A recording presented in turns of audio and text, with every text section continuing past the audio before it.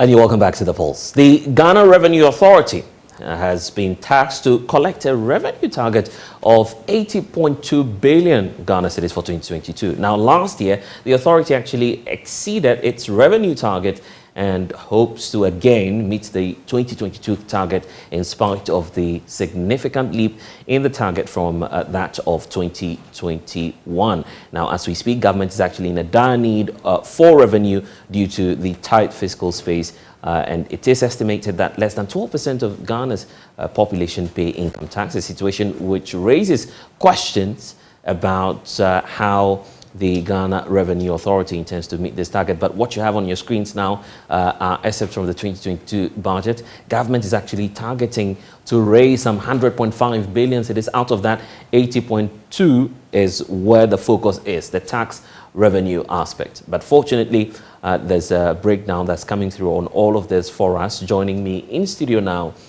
is Dominic Nab. He is the Assistant Commissioner General's at the Commissioner General's office of GRA. He will be breaking down all of this to us. Such a nice time to be having you in studio. Welcome, sir, to The Pulse. Thank you very much. All right, it's good to see you. And I must first of all congratulate you, the GRA, for meeting last year's target. That was happening in spite of, I guess, COVID and some other issues as well that was confronting you in terms of challenge. But what strategies did you really use in achieving your target for last year? Yeah, thank you very much. Let me start by saying hi to your viewers and to also say that, yes, we achieved last year's target. We owe this to our taxpayers and to Ghanaians at large. Yes, for us in GRA, our mandate is to collect taxes, as you know. So what we do is to try and put our house in order, and that was exactly what we did. I would look at it from several angles. The first has to do with the fact that there was efficient, supervision from the Ministry of Finance, the GRA board, the top management, as well as all leaders, within the GRA structure. They all did so well. That apart, what we did was just to also look at our internal processes, how to enhance, efficiencies within GRA to be able to actually raise the revenue, which we did. Then we also employed deliberate, policy interventions, which actually, helped. You realize that the Ghana Revenue Authority has gone cashless. What it means is that we don't collect cash in our offices. Hitherto, we're collecting cash, checks, and what have you. Right. To be frank with you, we had a lot of bounce checks, dark checks. Are you getting it? So by from the business. Exactly. Right. They were issuing checks, and sometimes they were not honored by the banks. That tells you clearly that that initiative actually helped, because the point is that go and pay the money, at the bank. If there's a problem, then clearly your checks, your money is not paid. Right. But when they were bringing the checks to us, we had those problems. Again, we also wanted to enhance some comfort and convenience for our taxpayers. So what we did was we also went online, filing, which you are aware. So taxpayers are not supposed to now come to GRA offices. Right. So you don't have to be physically present. You don't have to. Right. Just at the convenience of your offices or home, just file, and then you can also do the payment online via Momo and what have you. Right. So these are the things that actually helped, And then again, we had this amnesty. That is where taxpayers who actually have problems paying their taxes as a result of COVID-19. Is that okay? So what it was that the government, introduced this penalty and interest, waiver. Pay your principal, outstanding taxes, and then you'll be forgiven of your penalty and interest. Right. That has to do with taxes which were owed up to 2020. As we speak now, that dispensation has been extended up to 30th June 2022. So these are the things that actually, helped. Again, we also established what we call the customer experience, unit, customer experience unit. Trust me, taxation is no longer trying to use brute force to collect revenue, but you need to actually also allow the taxpayers to feel part of the system. So that unit, being headed by Dr. Brago, has actually done well to even sensitize staff within GRA to know that, look, we need to be very tactful and diplomatic approaching taxpayers. Right. You get it. And that also actually did the trick. So these are some of the strategies that you deployed Exactly. for the previous year. Exactly. And you're hoping to achieve your target this year. Exactly. One of the greatest moves that you picked on was about the digitalization of the process, how you are now moving the process and making it much more sophisticated, where you can just, at the comfort of your home, make payments, and then you get the reflection and get to certify all these organizations. Is this really part of that broad agenda by government to digitalize and to ensure that systems are more efficient at the GRA? Yeah, thank you very much. Ghana plays a very big role in the ecosystem, and given that the government actually wants to go cashless, GRA has a contribution to make. And apart from that, we are also looking at ensuring that we are able to secure, the revenue. So for us, yes, the way to go is actually to automate our systems. So that is what we have done. I'm not saying that it is done yet. Right. It's just a process. Okay, this is just a start of exactly. Right, a beginning of a greater process that yes, you'll be rolling out. So there are a number of activities that you would use to enhance the digitalization drive. Exactly. That's what you'll be doing. But at the start of this month as well, we know that there was a review of a major policy, the benchmark policy and on discounts and all of that. How has been the implementation? What would you say has been your assessment of that policy? We know that business community has also raised some concerns, but from the assessment so far, ever since it took effect, what would you say has been the GRA's opinion on that? Okay, thank you very much. Ghana belongs to a committee of risk management tool that is deployed, internationally to try to actually independently authenticate the transactional values that are coming from outside the country, just to ensure that our revenue is protected. That is essentially what it is. Now, government has a mandate, to review policies as and when. So we saw a situation where there was a review, and then there has been a review. Yes, as far as I am concerned, and for us in GRA, I think that things have worked well. The review has been successfully roll out. We knew that it was going to come, so we actually put our houses in order, and we have been able to achieve landmark, success in this area. So it was successful, you mean? Yes. The fear at the start of it was that this was even going to affect your revenue targets. Has that been the case ever since? Any policy that is rolled out may not necessarily be targeting at revenue. Government may look at other areas as well to ensure that we are able to actually grow our economy. You get it? So from that angle, yes, I must say that I wouldn't want to say that it was only revenue government was looking at. As the conversation goes on, you would even appreciate that even in some cases, government has actually suspended some taxes so that we can create some comfort, within our environment. Okay, so the focus shouldn't just be about raising revenue, making much more money. That shouldn't be the focus. Exactly. That they argue. Exactly. But you have a big target of 80.2 billion to raise. So the belief is that the review, instead of the cancellation, would have affected GRA. No, what it means for us is that we should widen further, our tax net. That is what it means. So it's a challenge, for us in GRA. If for any reason, revenue, because we have a simple mandate to collect taxes to ensure that our economy is stabilized. The policy review is not the only focus at GRA. You've also integrated your systems. We know of ICOMs and all of that.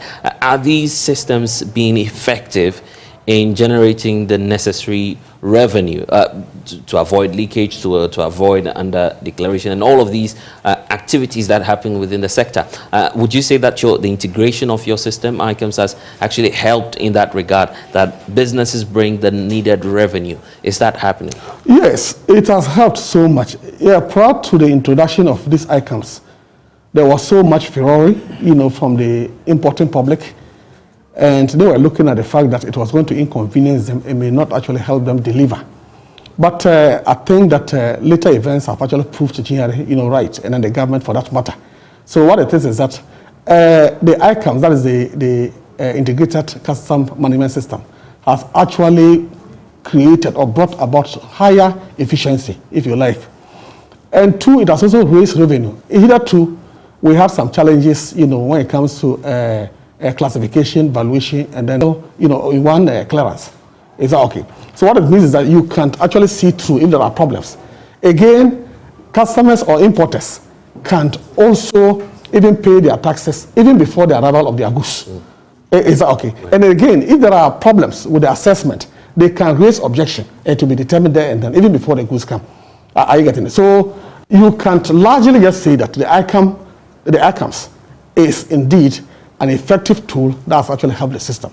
Again, if you look at customs contribution prior to the introduction of ICAMS and after ICAMS, then I think that it has proven the case that indeed it has raised revenue in that case. Just recently as well, we got indication that you've announced a significant date or timeline asking people to file their returns and also some issues relating to EVAT. That term has come up. Explain that term to us and what you were actually seeking to do with that particular order. Okay, thank you very much. When it comes to filing of tax returns, nothing has changed. In fact, it is by installment. Are required to pay not less than 4 months after the end of their business period. Right. So if your business period is January to December, then you have up to 30th of April. So what Commissioner General sought to do was just to send a reminder. You get it. As I said earlier, we are trying to actually create convenience for our taxpayers. So it was just a reminder to let them know that that is what it is. Again, Commissioner General has asked that all taxpayers who are in the large taxpayer office should file online. Others are also encouraged to do so because we have gone online. We don't want a situation where we want to be receiving, manual, assessment, tax returns, to work on. Is that okay? We have come of age and we want to keep going and growing. We don't want a situation where we will actually be, declining. Exactly. Right. So that is that. Again, we also have realized that when it comes to the value-added tax, which is also a tax handle, there has been a drastic. Yes, there's a growth. But in terms of what actually we wanted to see, in terms of the revenue growth in VAT, actually we're not seeing that. Look at what we call the e-VAT, that is electronic right. VAT. So it's an electronic platform. Yeah, exactly. Now, what it is that we are going to have, there are some taxpayers already who are using their own generated invoices. Are you getting it? So they are now going to go use the VAT, for their systems. What has occasioned this is that, one, there has been a lot of suppression of VAT income. And two, there has been also what we call VAT cloning. Okay. Are you getting it? The platform is cloned or? No, I'm talking about the VAT, the current system. The system. The current system as it is. Right. Others are able to duplicate our invoices and whatnot. Are you getting it? And what we call, using carding system and what have you. It hasn't actually helped, in terms of revenue mobilization from the VAT angle. So we have decided to actually automate, the system to ensure that VAT is generated electronically. So we can sit in our office and see real time how much you are collecting for us and how much you are supposed to actually account, for the VAT. But how would this deal with the non-compliance aspect? Because you said part of the reasons why you're doing this is because of non-compliance, which you've witnessed at your side as well. Yeah, when it comes to non-compliance, it doesn't take away the fact that we still have to keep working, hard. Are you getting it? The other bit has to do with the fact that once it's electronic, if you don't comply, we can see and we'll come at you. But if it is manually done, we have to actually visit your office, are you getting it, to look at it and then be able to make a determination. So that is what is going to. So this platform has the ability to detect who's defaulting, exactly, who's not complying with the timeline. Exactly. Not from April, 1. Okay. I get it. But it doesn't mean that we are suspended. Exactly. Right. Okay. It doesn't mean that we have stopped collecting VAT. We are collecting VAT, but we are that you are making it electronic. Exactly. So how different will the system be from the manual processes that? Oh, anything electronic. Right. Are you getting it? You can always, investigate, interrogate. Are you getting it? Because it's system generated. Right. It's not something like manual where whatever figure that you want to actually put in, you would make that determination. Right. I'm not saying that is what every person is doing, but there are some who are doing that. And we also have fake invoices in the system. Are you getting it? So all these things will actually arrest all these malfeasances. The 2022 budget is here already. There are obviously new taxes and all of that, amendments and all of that. Have you started implementing or effecting some of these changes, the amendments or the new taxes? We don't have any option. We have started. You see, when Parliament passes a law and it is with taxes, Commissioner General has ensured that they are all So out. you have started rolling it out? Yeah, we have. Since late last year? No, this year. I mean, they were passed last year, yes. but they took effect from this year. Why the delay in a way? No, they were to take effect from this year. Well, but it was just to help us be able to understand the system and see how we can actually, ensure that we are able to roll them out efficiently and seamlessly. If you look at the components and how much you need to meet in terms of your target, 80.3 billion, are we saying that these new amendments, these new taxes would aid the cause faster, or this is going to affect your operations as well? Yeah, we are looking at it from several angles. Of course, as I said, when it comes to government policy, it is not all about revenue. Right. Let me just give you a few instances so that you can appreciate what I'm saying. There has been a review in the withholding tax when it comes to unprocessed goods. Mm-hmm. It used to be 3%. Yeah. In fact, it started from initially under the new law when it came, it was 10%. Government reduced it to 3%. It has been further reduced to 1.5%. Now the question you ask is, if government wants 80.3 billion, why will you reduce such tax handle? Government wants to actually revive the small sector, mining sector. Yeah. Are you getting it? So everybody will get, engaged and would have something doing. Is that okay?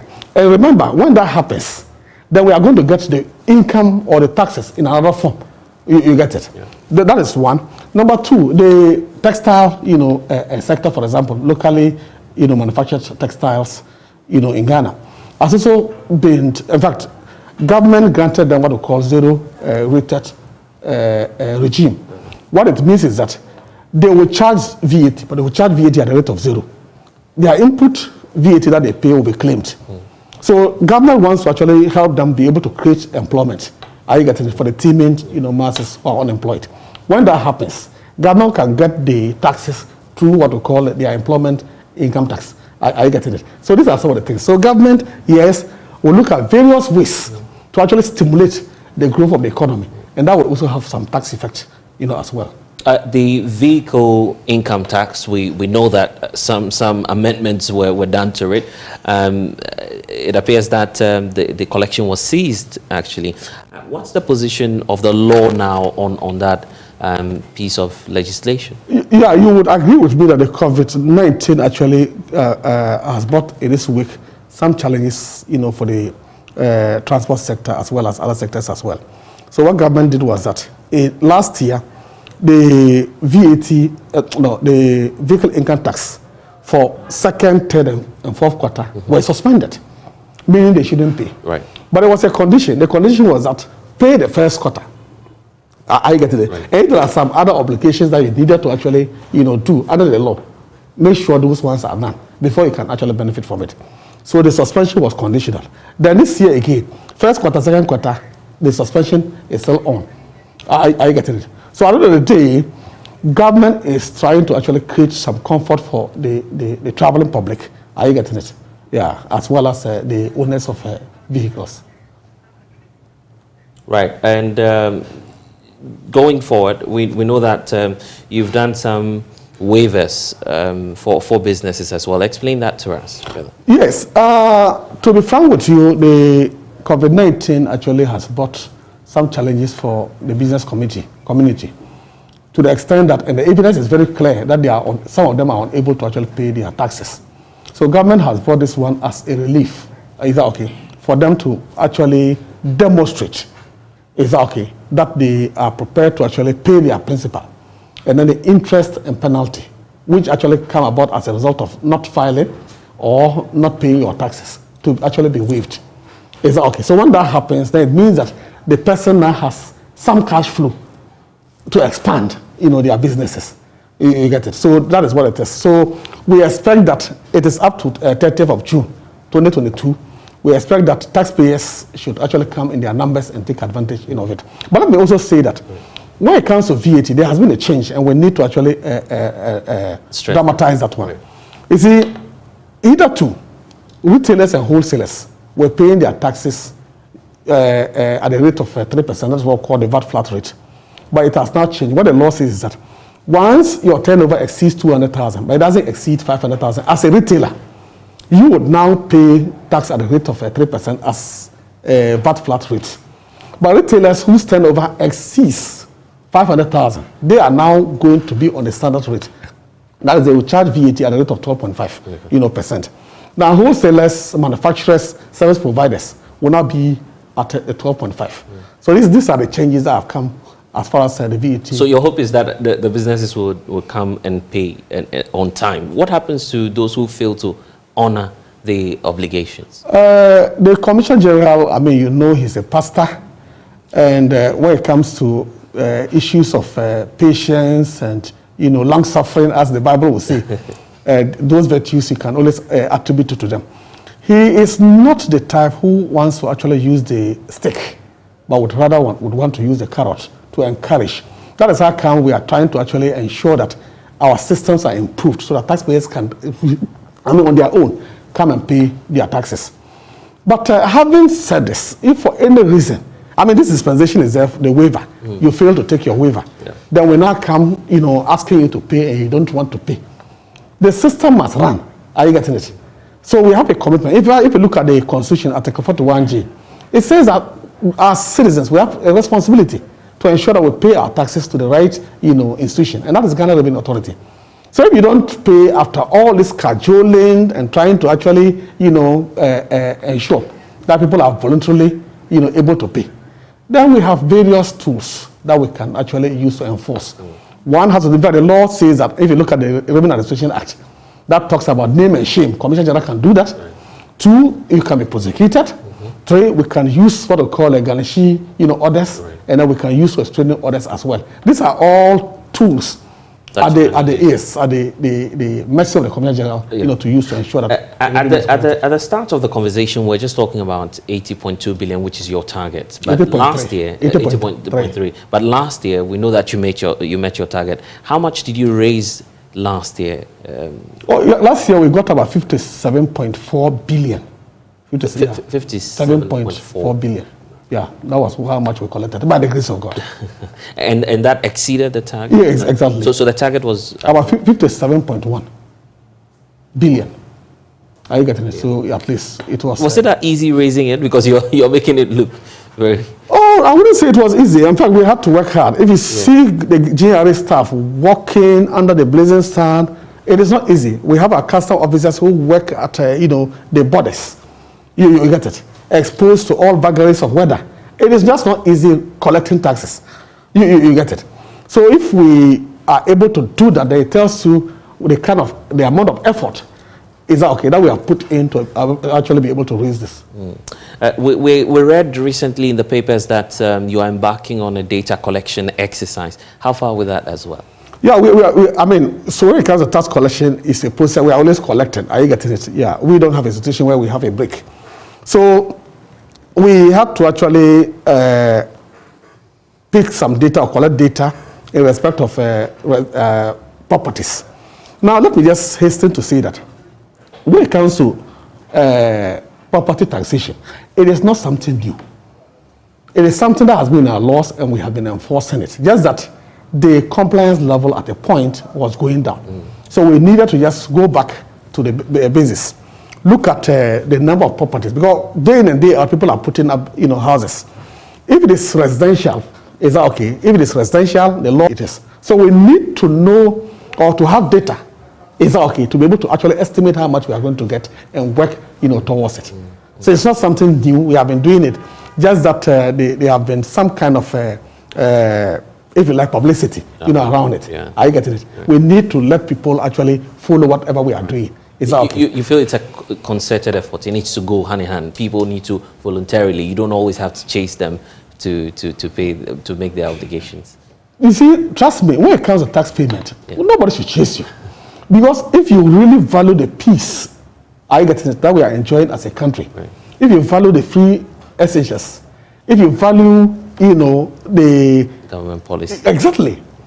You get it. Nobody will tell you that paying taxes It's actually mandatory, and it is something that we should do it. There are other activities at the GRA. Even we understand that you're reviewing the tin tax identification number and doing some integration with GUI and all of that. What has been the status of that project? Yeah, so government wanted some kind of a synchronization, with the tin, as against the national ID, cards. Right. So there was a need to actually, sort of migrate persons who are actually on the Ghana card and are not, registered for the tax identification number. Now, you see, when we started with this tax identification number, we expected a lot of Ghanaians to respond, but the response was actually not, so encouraging.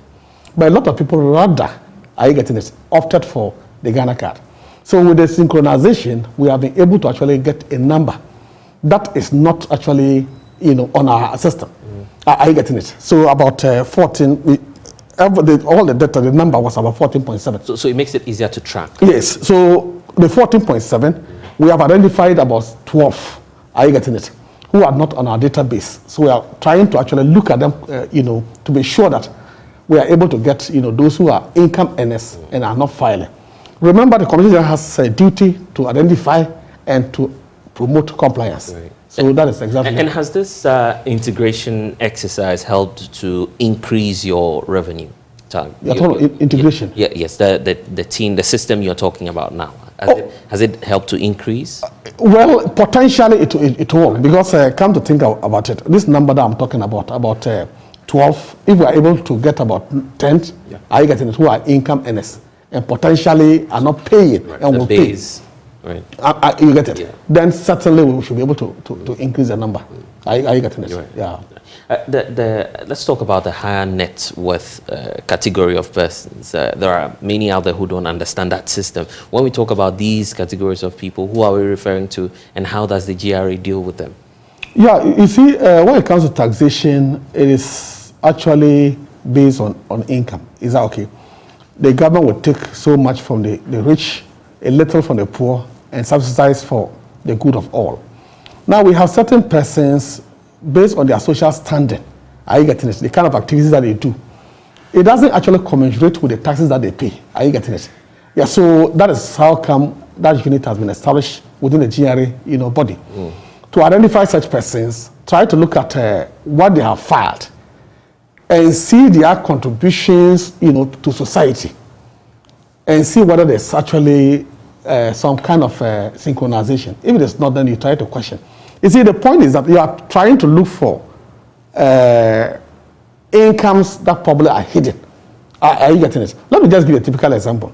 If, let's say, you are not a taxpayer, we don't see you pay taxes, to any GRA office. Then all of a sudden you are able to donate a vehicle, are you getting it, to a body or to a church or to some other organization.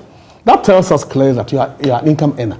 So it behoves us to look for you, sit down with you, try to identify your source of income. Are you getting it? I know people will just say, oh no, the income is not generated by myself, but it's actually a gift. Yeah. But we know gift is subject to tax. So these are some of the things. So the high net worth individuals essentially are persons who are actually in the, if you like, yes. They earn more. Yeah, exactly. Right. Aristocratic, class. Is that okay? We want to identify them and see whether they pay the proper But they shouldn't be the only focus. How about the professional bodies as well? How are you tracking and monitoring? Well, there are some persons in the professional bodies who are also in the high net worth category. Are you getting it? So the professional bodies, yes, everybody is required, everybody, and every person is required to pay their taxes. So if for any reason you are a professional, you belong to a body, and you are not paying taxes, we have to actually ensure that you pay your taxes. And how are their members having to pay their license or taxes as well? Okay, so they are supposed to pay taxes just like any other person. But when it comes to renewal of their license, the law says that you cannot do that until you have what they call a tax clearance certificate. Okay, so they need the clearance. Exactly, to be able to do that. Right. But some of the bodies are actually not complying. And I can assure you that Commissioner General has started, sustained education. Is that okay? But I think there's a limit to what, he would want to do. Is that okay? Right. And again, given that we have what we call amnesty, we expect that those who are not actually paid up can take advantage. Now but let me just say that, I mean, if you are a body charged with the responsibility of inspecting tax clearance certificate before licenses are issued or are renewed, and you renege in that responsibility, you are actually not helping the nation. So let's look at that. Is gaming and betting going to be taxed? It has always been taxed. I'm sure you are looking at the e-commerce plus the gaming area that we are looking at. It has always been taxed. But you see, we have non-resident persons that are actually not resident in Ghana, who are making or any income in Ghana through betting. Is that okay? So there are those we are actually targeting. But if you are a bettor in Ghana here, you are supposed to earn income. The law says that once you are a resident person, all income that is your global income really should be subject to tax in Ghana. So you see that here, resident person. Even if you go outside the country and you earn income, you are supposed to actually pay your taxes in Ghana. So we don't have a problem when it comes to those who do betting in Ghana. But the challenge has to do with the non-resident persons who are actually providing services here through betting and are making income and they are not paying. Right. That is what the focus, is really. The subject of e-levy, how ready are you as the GRA to implement the e-levy when it is passed by Parliament? Yeah, before we even come to the e-levy, let me just step back and talk about this e-commerce. Yeah. Yesterday, the Commissioner General actually launched the digital, portal for the e-commerce. And this morning, I think I heard on some, news, in some news, that GRA is taxing social network or something. Okay. Social. I'm trying to. You mean social media platform? Social media platform. Okay. In fact, that is not the essence. That is not what the focus is. We are looking at persons who are now resident and are doing business in Ghana. Is that okay? If you listen to the Commissioner General yesterday, he was talking about this Amazon, he was talking about Netflix, he was talking about you name them. Yeah. Alibaba and what have you. They are doing business in Ghana. They are earning income in Ghana. We're trading. So we need to, exactly. We need to get them. And he also mentioned that the Bank of Ghana is collaborating with GRA to ensure that we are able to actually get what is due us as a nation. Now let's come to the e-levy. Yeah. For the e-levy, let me just say that it is actually something that government intends to get it, passed. But for now, it is not passed, so it will be very difficult for me to actually talk about it. But what it is that for us in GRA, we have started looking at our systems. Are you getting? Assuming e-levy is passed today, are you getting? And we are given the mandate to collect. Why not? We can't actually just sit down unconcerned. So we are trying to understand it just as any other person. We are trying to look at how we are going to collect it, who is going to collect it, how it is supposed to be collected, when it is supposed to be collected, all those things. So when the law is passed, then we are not actually caught, in the web in terms of lack of preparation. Now, what role will prosecution actually play to check tax evasion? Let me just say that our lawyers have laid their boots to actually ensure that recalcitrant taxpayers are prosecuted. We are not going to prosecute taxpayers. Let me put it that way. We are going to prosecute recalcitrant taxpayers. Taxpayers who really have, have failed to pay our taxes. We know they are capable of paying, but they are not paying. We have to actually come after you through prosecution.